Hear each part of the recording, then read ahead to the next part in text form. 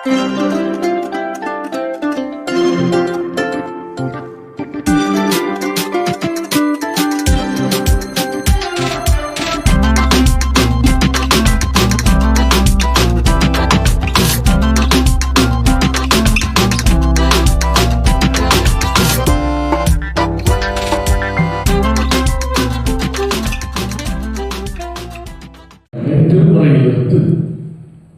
பகுதியை கவனமாக நாம் வாசிக்க கேட்கிறோம்.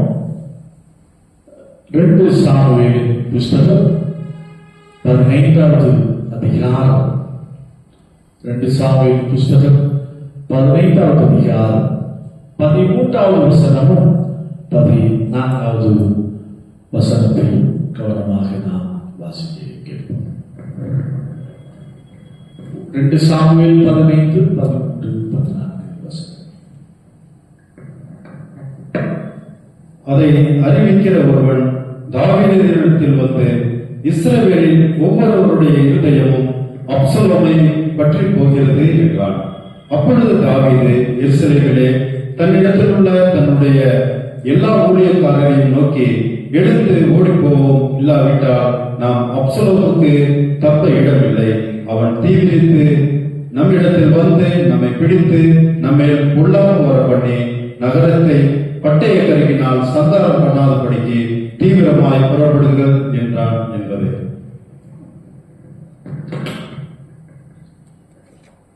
கர்த்தரும் அருமையரும் அருள்நாதருமாகிய கிறிஸ்து பெருமானிடமிருந்து கிருபையும் சமாதானமும் பேராசீர்வாதம் நம் அனைவருக்கும் உண்டாவதாக. ஆமென். அன்பானவர்களே, வாழ்க்கை என்பது போராட்டம் நிறைந்தது. அது தொடர்ச்சியாக ஏதாவது ஒரு விதத்திலே வந்து கொண்டே தான் இருக்கும். அதை போராடி வெற்றி பெறுவதிலே தான் வாழ்க்கையினுடைய சிறப்பு அம்சம் இருக்கிறது. இங்கே தாவீதுடைய போராட்டம், அவருடைய வெற்றியை குறித்துதான் 2 சாமுவேல் புஸ்தகம் 15, 16, 17 அதிகாரங்களை வாசித்து பார்க்கின்ற போது மிக தொடர்ச்சியாக கண்டுகொள்ள முடியும். தாவீது மிகுந்த போராட்டத்தோடு தான் வந்திருக்கிறார். ஆடுகளை மேய்க்கின்ற போது கரடியோடு போராடி இருக்கிறார், சிங்கத்தோடு கூட போராடி இருக்கிறார். கடைசியில் அரசனாக உயர்த்தப்படக்கூடிய சூழ்நிலை வந்தபோது சவுலோடு கூட போராட வேண்டிய ஒரு பெரிய நிர்பந்தமான நிலைமை உருவானது.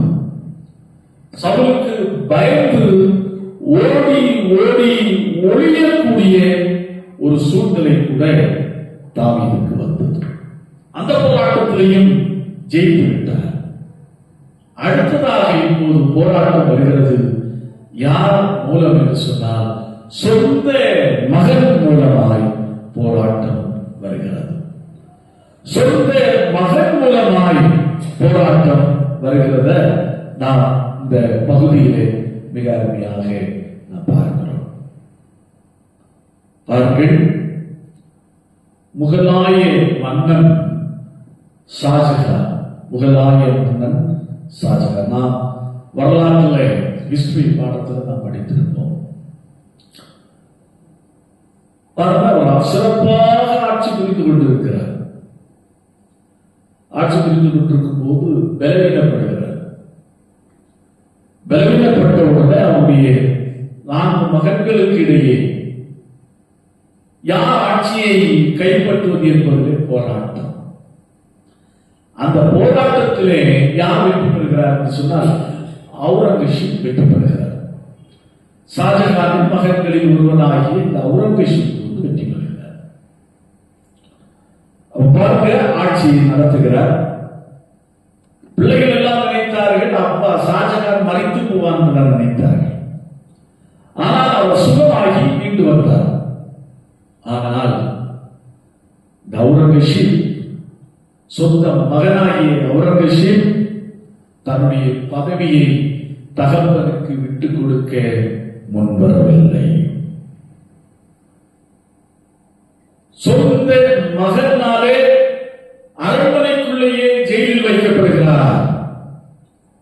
1-2 ஆண்டுகள் அல்ல, 8 ஆண்டுகள் ஜெயிலிலே இருந்து அப்படியே அவர் மறித்து போனார். இதுதான் பதவியினுடைய மோகம். சொந்த மகன் அவுரங்கசீப்பால் ஷாஜகான் சிறைச்சாலையிலே தள்ளப்பட்டு அப்படியே ஷாஜகான் மறித்து போனார். அதே போன்ற ஒரு சூழ்நிலை தான் தாவீதுக்கு வருகிறது. யார் மூலம் வருகிறது என்று சொன்னால், தன்னுடைய சொந்த குமாரனாகிய அப்சலோம் மூலம் வருகிறது. அப்சலோம் திட்டமிடுகிறான், மக்களை தன் பக்கமாய் ஈர்க்கின்றான். எப்படியாவது தந்தையை கவிழ்த்துவிட்டு சிம்மாசனத்திலே அரியாசனத்திலே நான் உட்கார வேண்டும் என்று அவன் தீர்மானிக்கிறான். எப்படி இருக்கும் பாருங்கள், சொந்த தகப்பனுக்கு எப்படி இருக்கும். தன்னுடைய சொந்த மகனே தன்னை வீழ்த்த முயற்சிக்கின்றானே, அப்படி என்று ஒரு கவலை. பாருங்க, அதோடு மட்டுமல்லாமல் தாவீதுக்கு என்ன சூழ்நிலை, தப்பித்தால் பிழைத்தால் போதும் என்ற நிலைமை உருவாகிறது. அதைத்தான் நான் இன்றைக்கு வாசிக்க கேட்டோம் பாருங்கள். அதான் 13வது வசனமும் 14வது வசனம். அதை அறிவிக்கிற ஒருவர் தாவீதினிடத்தில் வந்து, இஸ்ரவேலில் ஒவ்வொருவருடைய இருதயமும் அப்சலோமை பற்றி போகிறது என்றான். அப்ப பாருங்க, தாவீது எருசலேமிலே தன்னிடத்தில் உள்ள தன்னுடைய எல்லா ஊழியக்காரரையும் நோக்கி, எழுந்து ஓடிப்போ, இல்லாவிட்டால் நாம் அப்சலோமுக்கு தப்ப இடமில்லை. அவர் தீவிரித்து நம்மிடத்தில் வந்து நம்மை பிடித்து நம்மை பொல்லாப்பு வரப்பண்ணி நகரத்தை பட்டய கற்கினால் சங்காரம் பண்ணாதபடிக்கு தீவிரமாய் புறப்படுங்கள் என்றார். ஓடிப்போவோம், இல்லை என்று சொன்னால் அப்சலோமாலே நமக்கு பெரிய ஆபத்து கிட்டியிருக்கிறது. அப்படி என்று தாவீது தன்னுடைய ஆட்களோடு ஓடி போகின்ற ஒரு பரிதாபகரமான நிலைமையை நாம் பார்க்கிறோம். ஒரு மன்னனாய் இருந்தாலும் அவர் தன்னுடைய வாழ்க்கையிலே எவ்வளவு பெரிய போராட்டங்களை சந்திக்கிறார் என்பதை தாவீதுடைய வாழ்க்கையிலே நாம் கண்டுகொள்ள முடியும். அரசனாக இருந்தாலும் போராட்டம் உண்டு, ஆண்டியாக இருந்தாலும் போராட்டம் உண்டு. போராட்டத்தை ஜெயிப்பவன் தான் மனிதன், வீழ்ச்சியில் எழுந்திருப்பவன் தான் மனிதன். அதைத்தான் நாம் பாருங்க. அவுரங்கசீப்புடைய தந்தை ஷாஜகான் அப்படியே ஜெயிலிலிருந்து அப்படியே மடிந்து விட்டார். ஆனால் தாவீது அப்படி அல்ல. தாவீது பின்னாட்கள் வெற்றி பெற்றார். இழந்த அரியணையை அவர் கைப்பற்றினார். தன்னுடைய வாழ்க்கையின் ஓட்டத்தை வெற்றிகரமாக நிறைவு செய்தார். அதற்கு காரணம் என்ன? இந்த அதிகாரங்களை மையமாக வைத்து 3 காரியங்களை உங்களுக்கு முன்பாக நான் வைக்க ஆசிக்கின்றேன். எப்படி வீழ்ச்சியிலே தாவீதால் ஜெயிக்க முடிந்தது, எப்படி இழந்த அரியணையை தாவீதால் மீண்டும் பெற்றுக்கொள்ள முடிந்தது என்பதற்கான 3 காரியங்களை உங்களுக்கு முன்பாக நான் வைக்க ஆசிக்கின்றேன். முதலாவது பாருங்கள், 31வது வசனம். 31வது வசனம் ஒருவர் வாசிக்க பார்க்கலாம். அப்சலோமுடைய கட்டுப்பாடு பண்ணப்பட்டவருடன் அகித்தோப்பேலும் சேர்ந்திருக்கிறான் என்று தாவீதுக்கு அறிவிக்கப்பட்ட போது, தாவீது, கர்த்தாவே, அகித்தோப்பேலின் ஆலோசனையை வைத்தியமாக்கி விடுவீராக என்றான். பாருங்கள், தாவீது செய்த முதல் காரியம் தன்னுடைய சொந்த குமாரன் நாளை தனக்கு ஆபத்து என்று அறிந்த மாத்திரத்திலே தாவீது செய்த முதற் காரியம் என்னவென்று சொன்னார், இறைவனை நோக்கி வேண்டுதல் செய்தார். ஏன்னா அப்சலோமுக்கு நல்ல ஆலோசனைகளை கொடுக்கிறவர் ஒருத்தர் இருந்தார், தாவீதோடு இருந்தார். அவர் இப்ப யாரோடு சேர்த்து கொண்டார்னா அப்சலோமோடு சேர்த்து கொண்டார். அப்பேற்பட்ட சூழ்நிலையிலே தாவீது செய்த முதற் காரியம் என்னவென்று சொன்னால், கடவுளை நோக்கி ஒரே மன்றாட்டு. பெரிய ஜபமெல்லாம் செய்யவில்லை, நீண்ட வார்த்தைகளினாலே அவர் ஜபத்தை எடுக்கவில்லை. அர்த்தமுள்ள வகையிலே பிரச்சனையை திட்டமாக விளக்கக்கூடிய வகையிலே அவர் மன்றாட்டை ஏறெடுக்கிறார். எப்படி மன்றாட்டை ஏறெடுக்கிறார்? கர்த்தாவே, அகித்தோப்பேலின் ஆலோசனையை பைத்தியமாக்கி விடுவீராக. என்னுடைய மகனுக்கு ஆலோசனையை கொடுக்கின்ற இடத்திலே இருக்கிறவர் அகித்தோப்பேல். அவருடைய ஆலோசனையின்படிதான் இந்த அப்சலோம் காரியங்களை நடப்பிக்கிறான் என்பதை அறிந்த மாத்திரத்திலே தாவீது செய்த முதற் காரியம் கடவுளை நோக்கி மன்றாடினார். வேற எந்த திட்டம் வகுக்கவில்லை. அடுத்த கட்டம் என்ன நடவடிக்கை என்று யோசிக்கவில்லை. என்ன செய்யலாம் அப்படி என்று தாவீது யோசிக்கவில்லை. யோசிப்பதற்கு முன்பாக, அடுத்த கட்ட நடவடிக்கைக்கு முன்பாக, அடுத்த ஸ்டெப்பை எடுத்து வைப்பதற்கு முன்பாக தாவீது செய்த முதல் காரியம் என்னவென்று சொன்னால், கடவுளை நோக்கி மன்றாடுகிறார். எப்படி? கர்த்தாவே, அகித்தோப்பேலின் ஆலோசனையை பைத்தியமாக்கி. பாருங்கள், பிரச்சனைக்குரிய ரூட் காஸ் எங்கே இருக்கிறது என்பதை தாவீது கண்டுகொண்டு அதற்கு தீர்வு காண செய்த காரியம் கடவுளுடைய சமூகத்திலே சமர்ப்பித்தார். இன்றைக்கு நம்முடைய வாழ்க்கையை நாம் சிந்தித்து பார்க்க வேண்டும். நம்முடைய வாழ்க்கையை நாம் சீர்தூக்கி பார்க்க வேண்டும். நேர காரியங்களிலே சில நேரத்தில் வீழ்ச்சியை சந்திக்கிறோம், தோல்விகளை சந்திக்கிறோம், பிரச்சனைகளை சந்திக்கிறோம். எல்லாவற்றுக்கும் நாம் அதனுடைய அடிப்படை காரணத்தை நாம் தெரிகிறோம். தெரிந்தாலும் அது முதல் ஸ்டெப்பாக நாம் என்ன செய்கிறோம்? மனுஷ ரீதியாக தீர்வு காண முயற்சிக்கிறோம். மனுஷ ரீதியாக தீர்வு காண முயற்சிக்கின்றோம். ஆனால் தாவீது அப்படி இல்லை. முதல் ஸ்டெப் செய்த காரியம் ஆண்டவரை மன்றாடினார். அகித்தோப்பேலின் ஆலோசனையை பைத்தியமாக்கி போடுவீர்கள். இந்த மன்றாட்டு எவ்வளவு பெரிய வலிமை மிக்க மன்றாட்டு. சாதாரண ஒருவரை கொண்ட மன்றாட்டு தான். அது எவ்வளவு பெரிய வேலை செய்வது என்பதை நாம் 17வது அதிகாரத்தை வாசித்து பார்க்கின்ற போது, 2 சாமுவேல் புஸ்தகம் 17வது அதிகாரம் 23வது வசனத்தை வாசித்து பார்க்கின்ற போது, மெய்யாகவே கடவுள் இந்த ஒருவரின் மன்றாட்டிற்கு பதில் கொடுத்தாரா இல்லையா என்பதை தெளிவாக கண்டுகொள்ள முடியும். வேதம் மிக அழகாக சொல்கிறது. 2 சாமுவேல் 17வது அதிகாரம் 23வது வசனம், அகித்தோப்பேல் தன் யோசனைப்படி நடக்கவில்லை என்று கண்டபோது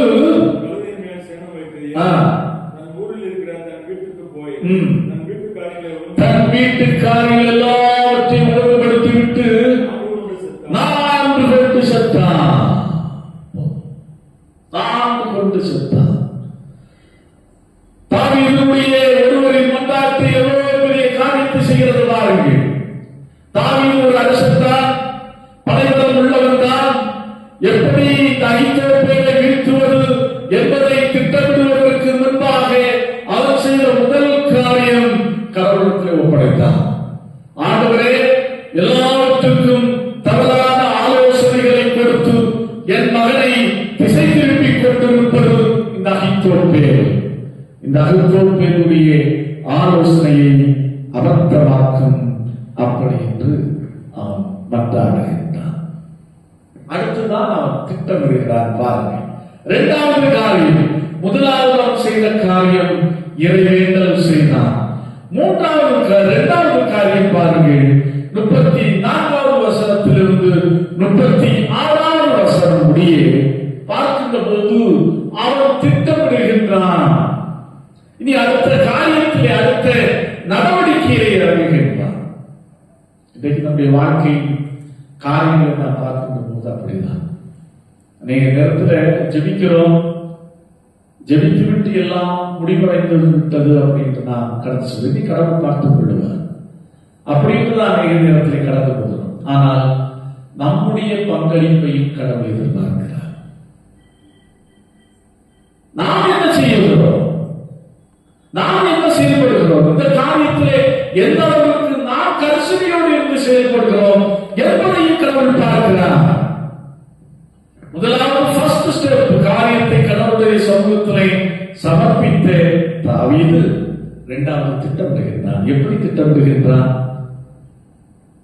தன்னுடைய ஆட்களில் சிலரை அப்சலோமோடு போய் ஒட்டிக்கொள்வதற்கு, ஒற்றர்களாக ஒட்டிக்கொள்வதற்கு அவர்களை அனுப்பி வைக்கின்றார். பாருங்கள், எல்லாம் கடவுள் பார்த்துக் கொள்வார் என்று நாம் நினைக்கக்கூடாது. நம்முடைய பங்களிப்பு எதிர்பார்க்கிறார். தாவீது கடவுளத்திலே மன்றாடிவிட்டு சும்மா இருக்கவில்லை. அவன் அடுத்த கட்ட நடவடிக்கையில் இறங்குகிறான். என்னவென்று சொன்னால், தன்னை சார்ந்தவர்களை, தனக்கு 100க்கு 100 நம்பிக்கையாயிருக்கிற சிலரை யாரோடு இணைத்துக் கொள்ள வைக்கிறார் என்று சொன்னால் அப்சலோமோடு ஒட்டிக்கொள்ள வைக்கிறார். அவர்கள் மூலம் கிடைத்த தகவலை கொண்டுதான் தாவீது தப்புகிறார். அதை நாம் இந்த அதிகாரத்தை வாசித்து பார்க்கின்ற போது மிக தெளிவாக கண்டுகொள்ள முடியும். அப்போ கடவுள் கேட்கிறார், உன்னால் என்ன செய்ய முடியும்? உன்னுடைய பங்களிப்பை இதில் கொடுப்போம். எந்த காரியமாக இருக்கட்டும், வாழ்க்கையினுடைய எந்த காரியமாக இருந்தாலும் கடவுள் நம்முடைய பங்களிப்பை கேட்கிறார். நீங்க பழைய பாட்டு பகுதியில் இருந்து ஓல்டு டெஸ்டமெண்டையும் நியூ டெஸ்டமெண்டையும் பாருங்கள். கடவுளால் சில காரியங்களை நேரடியாக செய்ய முடியும். ஆனா அப்படி செய்யல. கடவுள் மனிதர்களை கொண்டே செய்தார், மனிதர்களுடைய பங்களிப்பை கொண்டே செய்தார். இதான் நம்முடைய வாழ்க்கையில் புரிந்து கொள்ள வேண்டும்.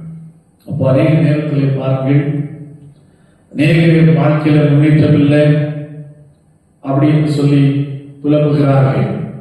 வாழ்க்கையில் முன்னேற்றம் இல்லையா அப்படி என்று சொல்லிவிட்டு அவர்கள் உழைப்பதில்லை, வாழ்வில் மேன்மைக்காக முயற்சி எடுப்பதில்லை. அவங்க என்ன செய்கிறார்கள்? ஜபிக்கிறார்கள், ஜபித்து விட்டு என்ன செய்கிறார்கள்? ஐயோ, யாரோ எனக்கு தேவையற்ற விதத்திலே மந்திரவாதம் செய்து வைத்திருக்கிறார்கள், ஆகையினால்தான் எனக்கு வாழ்க்கையில் முன்னேற்றம் இல்லை என்று அப்படியே அழைத்து கொண்டிருக்கிறார்கள். தன்னுடைய காசுகளை விரயம் செய்து கொண்டிருக்கிறார்கள். உழைக்க வேண்டும், செயல்பட வேண்டும். கடவுள் அதை நம்முடைய வாழ்க்கையில் பார்க்கிறார். அதான் சங்கீதம் 126 சொல்லுகிறது, கண்ணீரோட விதைக்கிறவன் கம்பீரத்தோடையான், அள்ளி தூவும் விதையை சுமக்கிறவன் அழுது கொண்டு போகிறான். அடுத்த அருகில கொண்டு வரும்போதோ எப்படி கொண்டு வருகிறான்? கம்பீரத்தோடு பாடிக்கொண்டு வருகிறான். கடவுள் எல்லாவற்றையும் எதிராக்க முடியும், ஆனால் எதிராக்குவதில்லை. மனிதனுடைய பங்களிப்பை கடவுள் எதிர்பார்க்கிறார். இன்றைக்கு நம்முடைய வாழ்க்கையிலே நாம் சிந்தித்து பார்க்க வேண்டும். உண்மையாகவே ஒரு காரியத்திற்காக ஆசிக்கிறோம், ஜெபிக்கிறோம். அந்த காரியத்தை அடைய எந்த அளவுக்கு நம்முடைய உழைப்பை, நம்முடைய செயலாற்றலை நாம் இன்வெஸ்ட் பண்ணுகிறோம் என்பதை நாம் கேட்டு பார்க்க வேண்டும். இன்றைக்கு அதுதான் கடவுள் பார்க்க. கடவுள் உழைப்பை விரும்புகிறார், முயற்சியை விரும்புகிறார். இங்கே தாவீது செய்ததுதான் முதல் காரியம். கடவுளுடைய சமூகத்திலே மன்றாடி விட்டு இரண்டாவதாக திட்டமிடுகின்றான். இனி இந்த அப்சலோமை எப்படி மேற்கொள்வது, அவனுக்கு துணையாக இருக்கிற இந்த அகித்தோப்பேலை எப்படி அவருடைய காரியங்களை எப்படி முறியடிப்பது என்பதை திட்டமிட்டு தாவீது செயல்படுத்துகிறார். இது ஒரு பெரிய வெற்றிக்கான காரணமாக இருப்பது என்பதை கண்டுகொள்ள முடியும். மூன்றாவதாக, தாவீது வீழ்ச்சியிலும் வெற்றியை கண்டான் என்று சொன்னால், தாவீது வீழ்ச்சியிலும் ஜெயத்தை சொந்தரித்துக் கொண்டார் என்று சொன்னார்,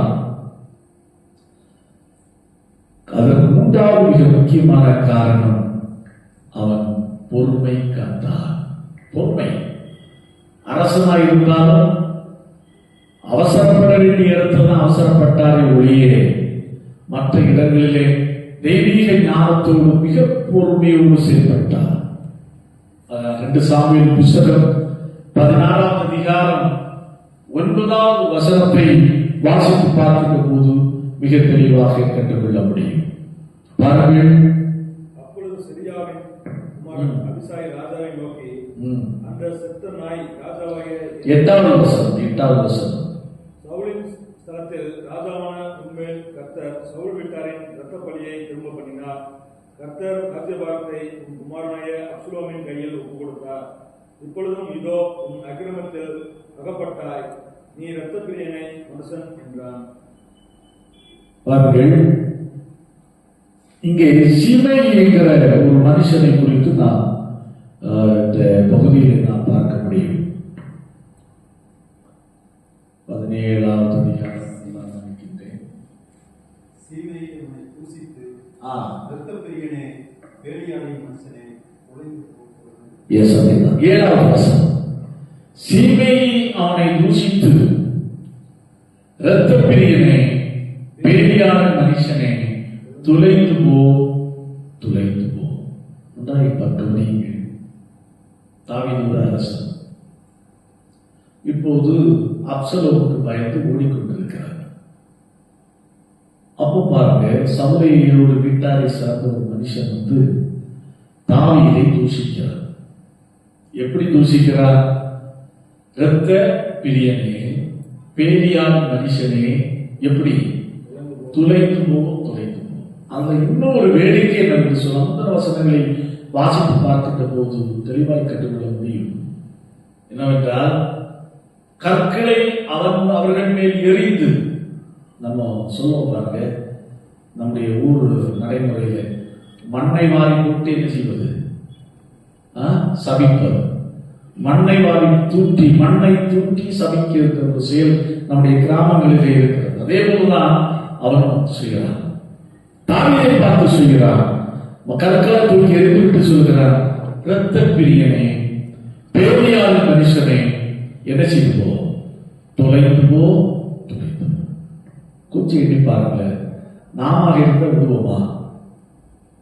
அப்போது தாவீதோடு ஒரு மனுஷன் கேட்கிறான், நீங்க ஒரு வாக்கு சொல்லுங்க, அவனுடைய தலையை போய் நான் எடுத்துக்கொண்டு வருகிறேன் அப்படி என்று தாவீது நான் கேட்கிறான்.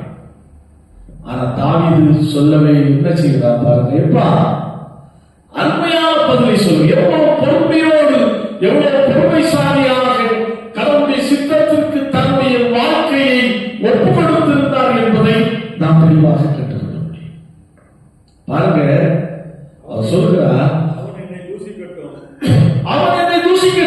தாவீதை தூசிக்க வேண்டும் என்று கர்த்தர் அவனுக்கு சொன்னார். அதை செய்கிறார். போதும். அதாவது கர்த்தர் அவனுக்கு என்னை தூசிக்க கட்டளையிட்டு இருக்கிறார். அதை அவன் செய்கிறான். அவன் செய்துவிட்டு போகட்டும், அவனை ஒன்றும் செய்துவிட வேண்டாம். நான் கேட்பேன், எத்தனை பேருக்கு இந்த அளவுக்கு பொறுமை வரும்? சும்மா சாதாரணமா ஒரு வார்த்தை சொன்னாலே நமக்கு கோபம் இருக்குது. ஏன்டா என்ன அவ்வளவு திட்டுனேன்? நான் என்னடா பண்றேன்? உன்னை நான் என்ன பண்றேன்ப்பா, என்ன செய்யறப்பா அப்படின்னா. அதுல ஹோட்டல் பக்கத்துல அடிக்கடி சண்டை நடக்கும். எதுக்கு சண்டை நடக்கும்? வேற ஒண்ணுமே இருக்கு. பார்க்கிங் ப்ராப்ளத்துல டெய்லி பார்த்தா சீசன் டைம்ல சண்டை அதிகமாக பார்க்க முடியும். ஒன்றுமே இருக்காது.